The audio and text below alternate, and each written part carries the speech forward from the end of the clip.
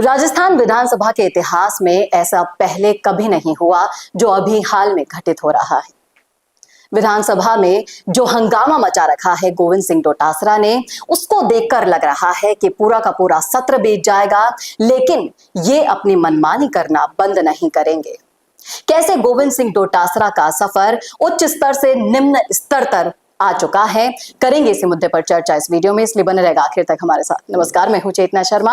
आप देखना शुरू कर चुके हैं संवाद भारत का, भारत के लिए, और मेरे साथ इस मुद्दे पर बातचीत करने के लिए मौजूद हैं बीजेपी के संगठन में अहम हिस्सा रहने वाले बीजेपी कार्यकर्ता दिनेश पोद्दार जी। सर, आपका बहुत बहुत स्वागत है। नमस्ते सर, एक समय था जब वसुंधरा राजे के समय में गोविंद सिंह डोटासरा को सर्वश्रेष्ठ विधायक के तौर पर नवाजा गया था, और आज एक समय है जब विधानसभा स्पीकर वसुदेव देवनानी ने कह दिया है कि ये शख्स विधायक बनने लायक भी नहीं है।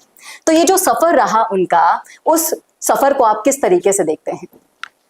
देखिए चेतना जी, जब माननीय गोविंद सिंह डोटासरा की बात कर रहे हैं आप, जब मैं माननीय वसुंधरा राजे जी मुख्यमंत्री थी भाजपा की, उस समय एक अच्छे विधायकों में आते थे। बिल्कुल सही बात है आप कह रहे हैं, बिल्कुल फैक्ट है कि एक सर्वश्रेष्ठ विधायक में इनको नवाजा गया था, अच्छे विधायकों में आते थे। लेकिन आज जो विधानसभा चल रही है उसमें आप देख रहे हैं कि माननीय गोविंद सिंह जी डोटासरा जिस तरह से बातचीत कर रहे हैं, जो शब्दों का उपयोग कर रहे हैं, ये सबको मालूम है अपन को कि ये जो आज एड्रेस करना चाहिए, किसको करना चाहिए? विधानसभा अध्यक्ष एक संवैधानिक पोस्ट है जी। ये भारत की पूरी मर्यादा, आज राज्यसभा देख लो, लोकसभा देख लो, विधानसभा देख लो, तो जो स्पीकर होता है उसको ही एड्रेस किया जाता है। अब आप उनके लिए ऐसे ऐसे शब्दों का उपयोग कर रहे हैं जिनको शायद आप सब लोग जानते होंगे, अखबारों में भी आ रहा है, और उनको बोलने लायक शब्द नहीं। किस तरह के एक स्पीकर के लिए शब्दों का बोलना, ये विधानसभा की मर्यादा है जी। ये मर्यादा को शर्मसार कर रहे हैं। तो ऐसे व्यक्ति क्या रहने योग्य है विधानसभा में? क्या निलंबित नहीं किया जाना चाहिए? मेरे हिसाब से ऐसे व्यक्ति को बिल्कुल विधानसभा से निलंबित किया जाना चाहिए।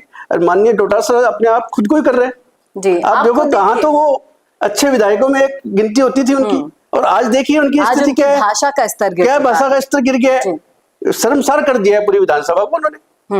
और उन्हीं की पार्टी के जो नेता हैं, कद्दावर नेता माने जाते हैं, सचिन पायलट, एक अभी हाल ही में उनका एक इंटरव्यू में देख रही थी, तो उन्होंने कहा था कि राजनीति अगर आपको करनी है और बेस्ट तरीके से करनी है ना, तो सर पर आपको बर्फ रखनी होगी और जबान आपको नर्म रखनी होगी, तभी आप राजनीति कर पाएंगे। लेकिन इन दोनों से बहुत दूर है गोविंद सिंह डोटासरा, और अपने ओछे स्तर पर इस तरीके से आ चुके हैं कि एक छोटी सी बात का बतंगड़ बना रखा है। 4 से 5 दिन हो चुके हैं सर, हाल ही में अब एक नया नौटंकी उन्होंने क्रिएट किया है। वो अब विधानसभा के जस्ट बाहर सड़क पर खुद की विधानसभा चला रहे हैं, वो खुद ही से सवाल पूछ रहे हैं। इस नौटंकी पर आपकी क्या राय है? मुझे तो इस पे बड़ा ऐसा लग रहा है कि इतने बड़े पद पे रहने वाले व्यक्ति, माननीय पूर्व मुख्यमंत्री गहलोत जी, सचिन पायलट जी, ये किस तरह की क्या सोच, क्या है उनकी, क्या सोच रहे हैं? ये बढ़ावा दे रहे हैं इस चीज को जी।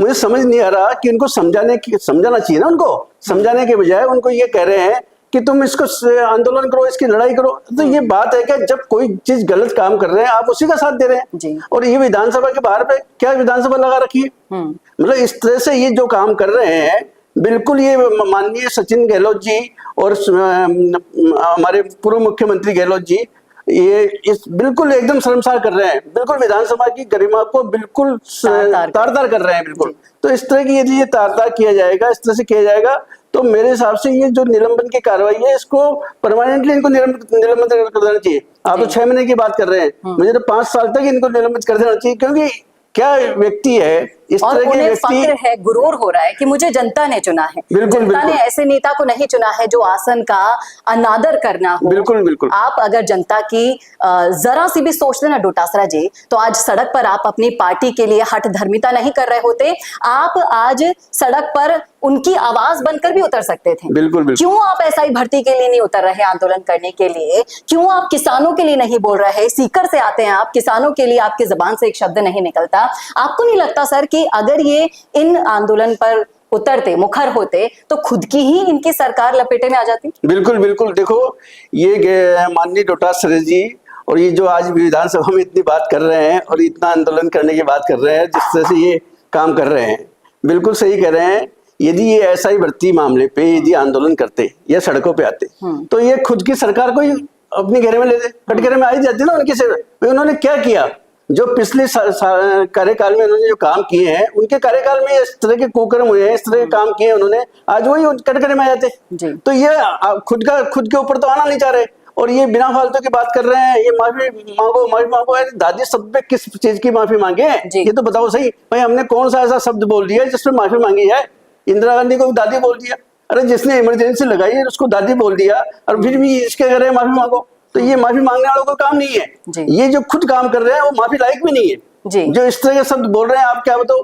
ये खुद डोटासरा जी जो शिक्षकों को नासी का बड़ा बोलते हैं, जो आज विधानसभा में ये बोलते हैं, और ये कहते हैं विधानसभा अध्यक्ष को किस तरह की बात कर रहे हैं, तो ये माफी लायक सब तो ये बोल नहीं रहे। विधानसभा को बिल्कुल तार तार कर दिया है। जी, सही कहा आपने, बिल्कुल। नाती का बाड़ा से लेकर माफी मांगेगा मेरा जूता से लेकर, अगर इन्हें आप सम्मानजनक शब्द कहते हैं तो माफ कीजिएगा गोविंद सिंह डोटासरा जी, आप खुद इस लायक नहीं है कि आप माफी सुने, और माफी मांगने के लायक आप अब बचे भी नहीं हैं। जल्द से जल्द इस मामले पर फैसला लेना होगा। विधानसभा की कार्यवाही बिना विपक्ष के चल रही है, ऐसा इतिहास में पहली बार हो रहा है, और इसका अंजाम सिर्फ और सिर्फ कांग्रेस को भुगतना होगा। ये अभी शायद इन्हें समझ में नहीं आ रहा, लेकिन जब समझ में आएगा तब बहुत देर हो जाएगी। सर, बहुत बहुत शुक्रिया इस मुद्दे पर अपनी राय रखने के लिए। क्या कहते हैं आप इस मुद्दे पर? रखिएगा जरूर कमेंट बॉक्स में अपनी राय। क्या आपको भी लगता है कि गोविंद सिंह डोटासरा जैसे नेता का निलंबन हमेशा के लिए हो जाना चाहिए? अब उनकी उम्र हो गई है, रिटायर हो जाना चाहिए उन्हें, क्योंकि नेता बनने लायक उनमें अब कुछ बचा नहीं है। नमस्कार।